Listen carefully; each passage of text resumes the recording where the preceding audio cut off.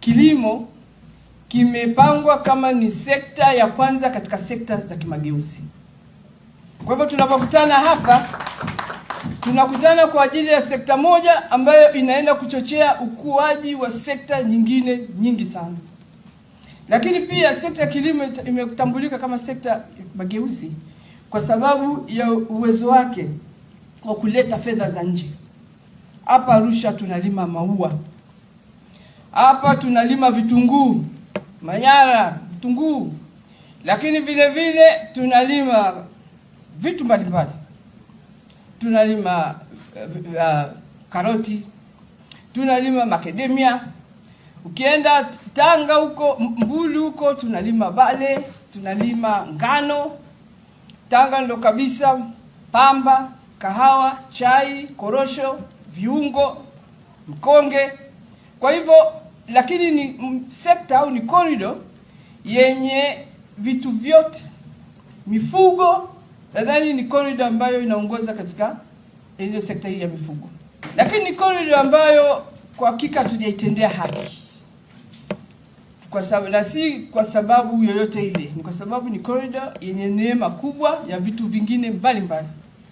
Madini ni eneo kubwa sana ambalo linachukua mchango wa corridor hii, lakini vile vile ni kutokana pia na uchumi wetu kulenga sana katika utalii. Na ndio hapa tunapokuja kwamba Mheshimiwa mkuu wetu wa mkoa wa Arusha yuko kwenye mkutano unaohusika na masuala ya AFCON. AFCON 2027 watahitaji vyakula vya kutosha. Tutashangaa viazi vitoke Njombe ili hali hapa na viazi vya kutosha.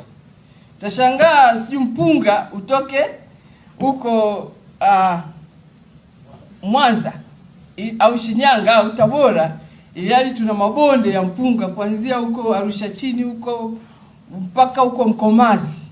Lakini na upande huu wa Babati na kadhalika.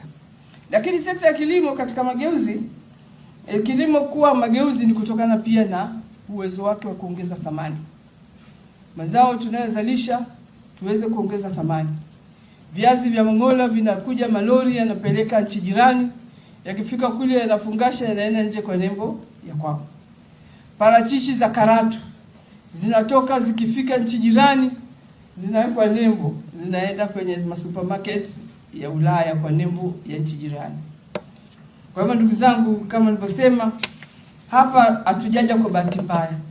Tumekuja kuweza kukutana, kuweza kuona jinsi gani sasa kila mdau, kila mkoa, kila wilaya itatumia fursa zake zilizopo katika kuimarisha kilimo chetu, lakini vile vile kuimarisha mapato, uchumi, ajira kwa vijana na wanawake, lakini vile vile kuongeza thamani na kulinda mazingira hasa kutokana na mabadiliko ya tabia nchi.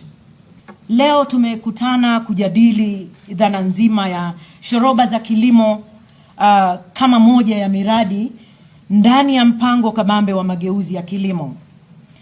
Na ni nguzo kuu ya mpango kabambe wa mageuzi ya kilimo. Kama nilivyosema, shoroba hii ya kilimo ni maeneo ya kimkakati yanayounganisha uzalishaji, usindikaji, uchakataji, usafirishaji, uhifadhi wa ardhi na mazingira na masoko, ambavyo ni nguzo muhimu sana katika kilimo, ili kuharakisha mageuzi ya kilimo chanya na yenye tija kuelekea katika uchumi wa kati wa juu ifikapo mwaka 2050 kama ilivyoainishwa katika dira yetu ya maendeleo.